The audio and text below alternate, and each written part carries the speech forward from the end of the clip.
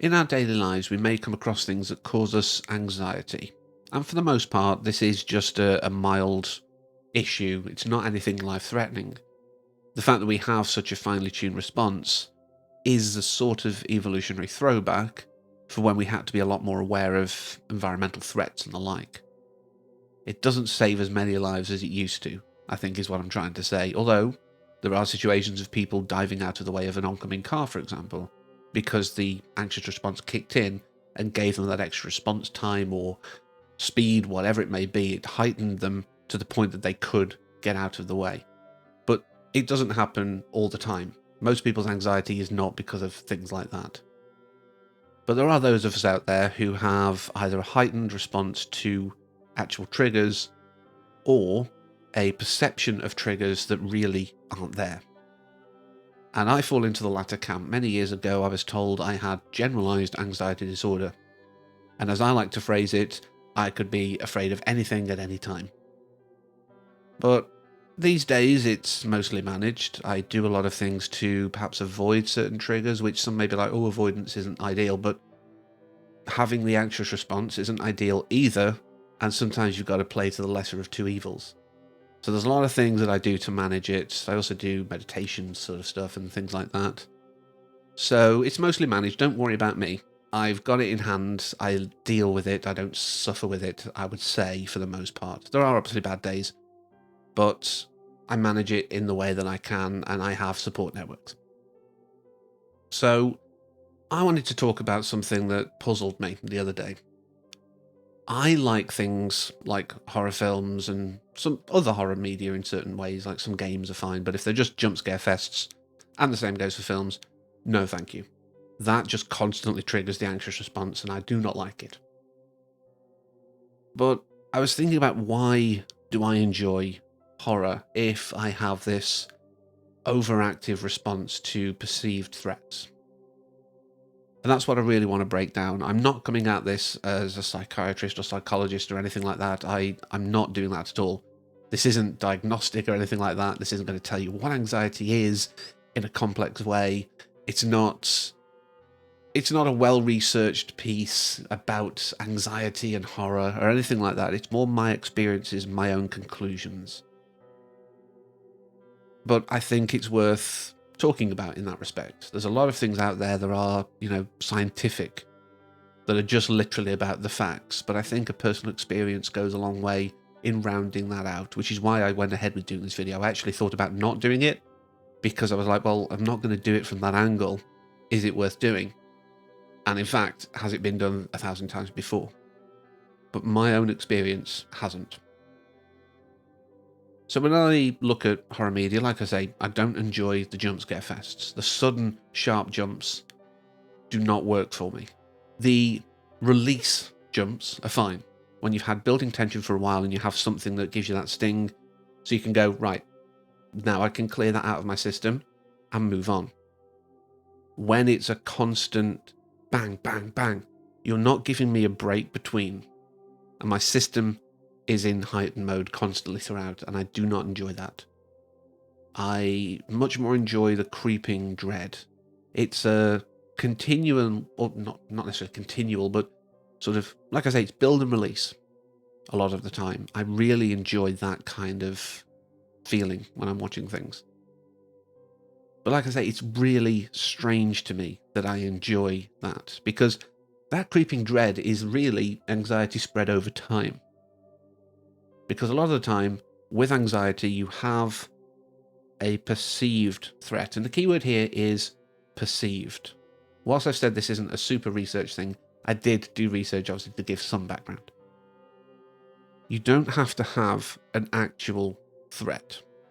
Years ago, you'd have it because you're like, that's a saber-toothed tiger, or a smilodon, or whatever people are calling them these days. And I know that that is dangerous because it killed me mate Bob last week. So I need to be aware of this. I need to be more alert. I need to be more prepared to respond. For many years, you've probably heard of the fight or flight response. But there is a third. There is the freeze response as well. So in brief, the fight response is literally you go and tackle the perceived threat head on. which, again, with something like what I deal with, that's not always possible because there isn't actually anything to attack.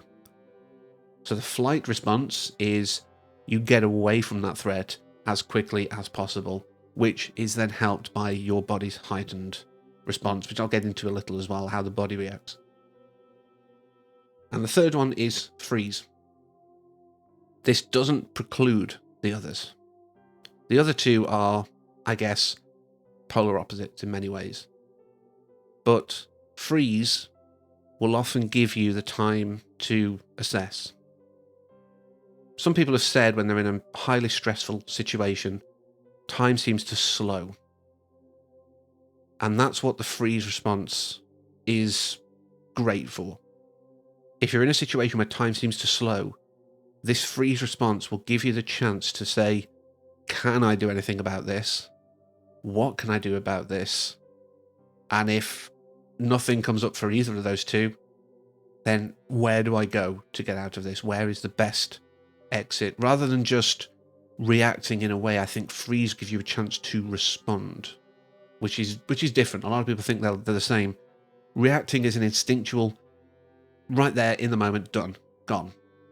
Responding is a more measured, response to it. You're thinking about how to progress. You're thinking about how to deal with whatever this is. So that's what the freeze response does, because when we have these situations, a lot of things happen in our body all at once. Our senses will get heightened. Often you'll find your peripheral vision, what you see at the sides, will close in a little. It doesn't have to be extreme. Everyone thinks like, oh, I mustn't have any anxiety things because I never get like tunnel vision. But if you find that your peripheral vision suddenly doesn't seem to register anymore, when you think about it afterwards, you think, I didn't actually see anything to the sides or anything like that. That's an example of it. You might not notice at the time because you're dealing with this threat. Your ears will become a lot more sensitive as well. Your sound perception will go up. I mean, these aren't necessarily always going to happen, but there are elements of this in most cases. Your blood flow changes.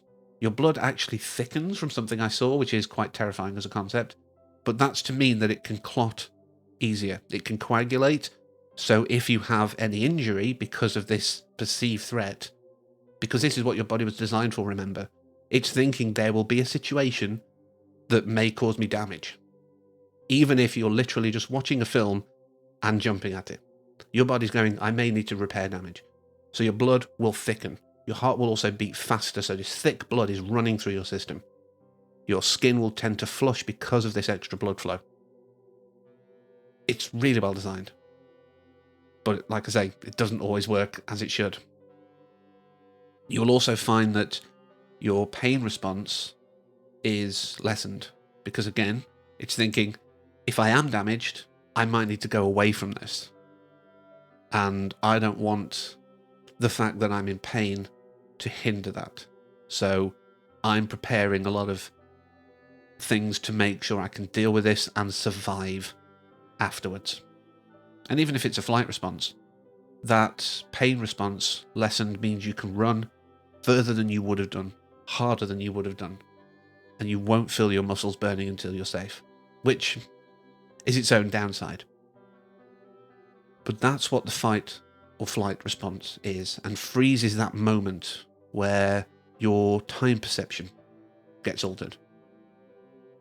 It's really strange how we all know what the passage of time is. A happens, then B happens, then C happens in linear time as we normally experience it. But any of us who've been in, say, boring office jobs knows that half an hour can feel like 3 hours. And those of us who've had amazing times, whether it's out or just a small gathering of friends, whatever, 5 hours has gone in 30 minutes, it feels. It's all too soon, and you're saying goodbye. So our objective perception of time is it's very linear, 60 minutes to an hour, etc. But our subjective perception of time, we already know, is fluid. So the freeze response makes sense with that too. Our ability for our brains to actually go, hold on, I'm processing everything very intently right now, and as far as you're aware, this is all slowed down. I'd love to really know more about it, but there's a lot of probably in-depth papers that I haven't got the time or energy to look through. I just find it generally fascinating. So if I'm having all of these responses, because my general sort of panic attacks includes tingling in the extremities, because of course part of that blood flow issue is also making sure it's pumping to where it's needed.